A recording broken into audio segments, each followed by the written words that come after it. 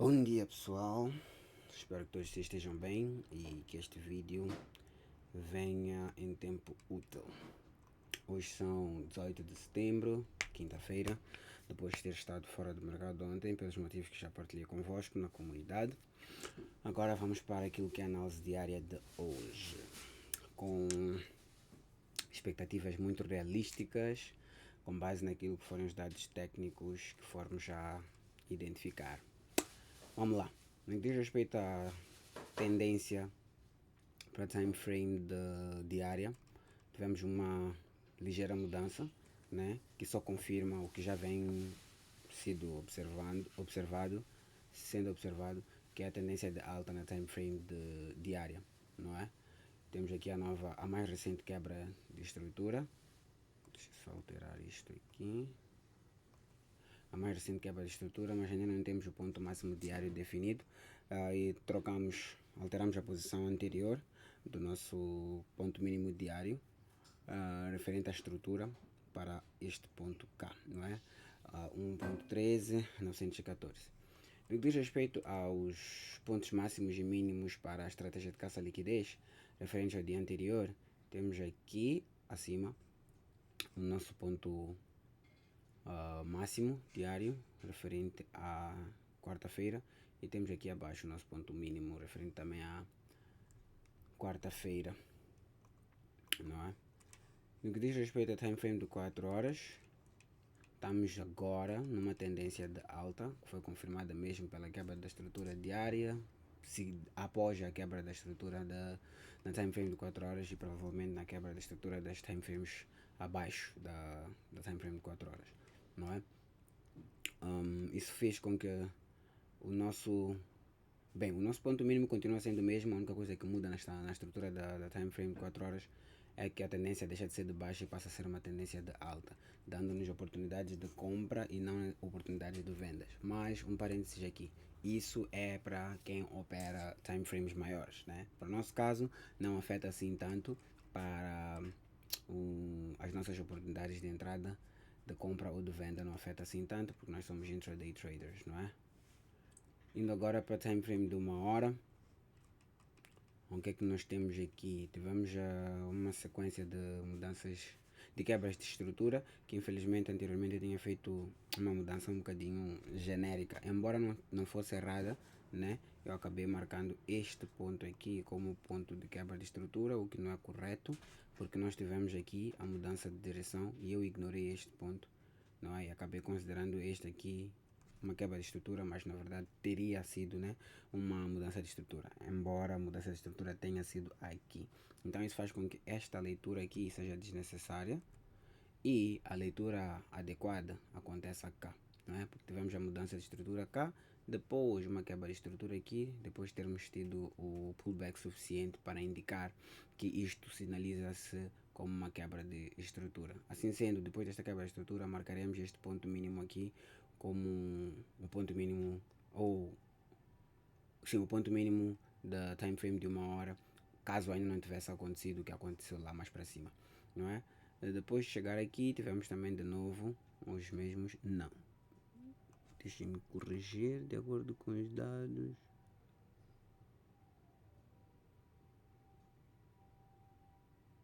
Sim, exato. Pullback. Yep. Ok.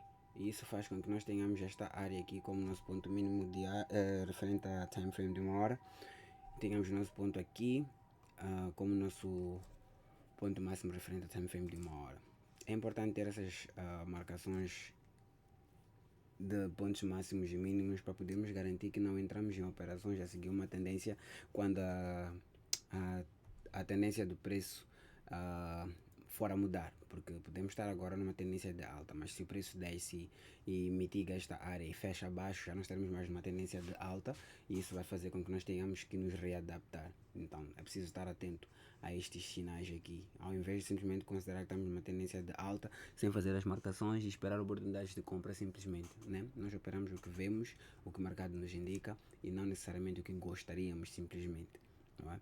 Indo para time frame de 15 minutos, que é a time frame que a gente opera, Eu estive fora do mercado ontem, mas depois de fazer uma pequena análise no dia de hoje, percebi o impacto que as notícias de ontem tiveram naquilo que foi a volatilidade do preço na sessão de Nova York. Melhor, depois da sessão de Nova York, de acordo com os indicadores que eu mapeei aqui, para o período de negociação, não é? Eu teria negociado confortavelmente. Um momento só. Não, não teria. Não, bem, eu não opero. Atualmente não opero com tanta frequência a sessão de Nova York. Brevemente passaria a fazer isso. Estou a considerar, de acordo com o projeto October Live Trade, e algumas pessoas têm vindo a contactar-me, a solicitar, porque é o momento em que tem mais disponibilidade. Estou a considerar, ainda não cheguei a uma conclusão, mas estou a considerar, então provavelmente chegaremos a operar as sessões de Nova York. Mas até lá, fica por decidir. Então, o preço, de acordo com as notícias que aconteceram, sim, yeah, press conference, claramente cria ansiedade nas pessoas. FOMC, definitivamente. Decision rate, ok, manteve-se. Isso só vai. Isso é o que fez com que o preço disparasse lá para cima, né? Porque mantiveram os pontos percentuais os 25 pontos percentuais esperados, que afetam positivamente o euro, atendendo e considerando que o Banco Central Europeu não alterou as suas taxas de juro. Não é? Isso é o que fez com que o preço disparasse e o euro ficasse mais caro em relação ao dólar. Eu havia partilhado uma newsletter com uma breve análise referente aos efeitos macroeconômicos das mudanças, né?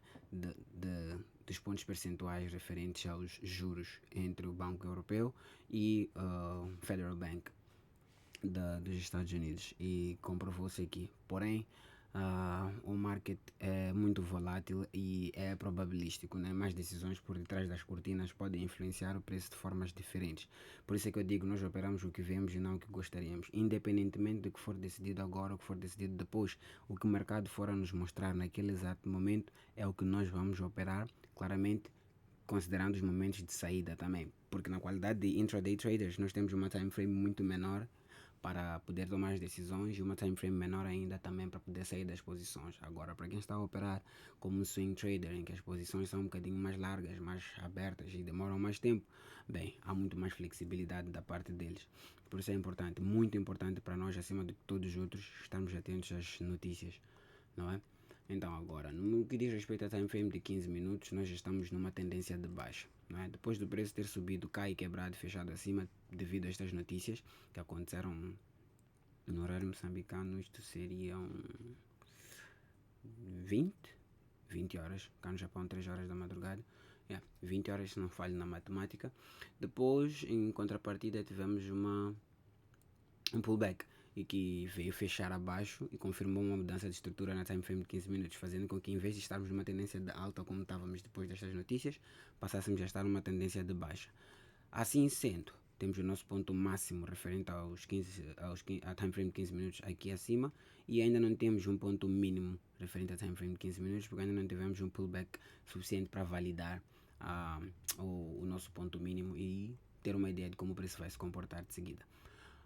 No que diz respeito às nossas possíveis entradas e saídas, quais são as possibilidades? Bem, olhando para onde o preço se encontra, nós já estamos abaixo da time frame já estamos abaixo do ponto mínimo diário referente à quarta-feira, o que nos dá a chance de entrar com a estratégia de caça à liquidez, não é? O preço já está a retrair, e eu disse isso num dos vídeos anteriores, que eu opero mesmo a sessão de Londres. Claramente que eu poderia procurar uma oportunidade cá, se a mudança de preço se confirmar, desculpa, a mudança de preço não, a mudança de tendência na time frame mais baixa se confirmar, fazendo com que aqui neste espaço haja a mudança de estrutura, e se já não tiver existido, claramente, né? E entrar com 1 para 3, que será mais ou menos até aqui. E por que eu digo mais ou menos até aqui? Porque aqui temos o nosso ponto máximo referente a time frame de 15 minutos, que é o que ditou a mudança de estrutura que é o que permitiu definir este ponto como ponto máximo na time frame de 15 minutos. Se o preço subir e virar e fechar acima disto, nós passaremos a estar de novo numa tendência de alta, e não é há algo que podemos adivinhar. Temos que esperar para ver acontecer e depois tirar vantagem do que já tiver acontecido. Assim sendo, com base no que vemos aqui, temos essa possibilidade de entrar com caça-liquidez e sair mais ou menos nesta POI, neste ponto de interesse aqui, né? Se a mudança de caráter na time frame menor já tiver acontecido. Qual é que seria outra possibilidade? Alinhada à estratégia de caça-liquidez, nós podemos muito bem também esperar para ver uma mudança de estrutura cá e entrar com SMC, com os conceitos de SMC, né, para esta área aqui abaixo, não é? Se nós formos a ver, nós temos aqui um POI, nós temos aqui, mais do que falar dos POIs, nós temos aqui a área mínima de Nova York, que constitui muita liquidez, temos a de Londres, que tem aqui um order block, que pode sim ser forte o suficiente para segurar o preço, fazer com que o preço retraia novamente até que deixe sacar e quebre, né? Porque também temos a área de Ásia cá abaixo, mas nós não podemos esquecer em termos de volume qual é o nível de negociação que cada sessão tem, né? Variando de 10 a 15 pips até os seus 50 pips diários. Então, fazendo uma matemática básica e olhando para aquilo que é a distância entre, vamos dizer, este ponto, vamos, hipoteticamente falando, né? Vamos pegar este ponto aqui e ver em termos de volume quantos volumes serão, quantos pips isto. Então aqui exatamente 50 pips nós nos movimentaremos até aqui, o que não seria suficiente para chegar até o ponto mínimo da Ásia, mas nunca se sabe, isso tudo são probabilidades, não são fatos corretos ou certos a todo momento. É importante termos noção disso, né? Uma mentalidade probabilística é o que vai nos permitir ser capaz de gerir o nosso risco, gerir o risco da melhor forma possível e evitar estar fora do jogo antes das penalidades para quem assiste futebol. Assim sendo, essas são as duas únicas estratégias que eu vejo no momento, né? O preço pode continuar a descer cá e nos dar a mudança nesta POI aqui e subir. Se nos der uma mudança de caráter na time frame menor, nós entraremos com caça-liquidez, não é? Com target 1 para 3. E dependendo de onde o preço vier e retrair, ainda que seja cá no início ou cá no meio, um bocadinho mais acima, desde que não feche por cima deste ponto máximo da time frame de 15 minutos e nos dê o sinal de mudança de estrutura na time frame menor em tendência de baixa, nós entramos a vender com um target de 1 para 5, ok? Então é basicamente isso, pessoal. Espero que a análise de mercado tenha sido clara o suficiente e que vocês possam tirar proveito dela, não é? Abraços e até breve.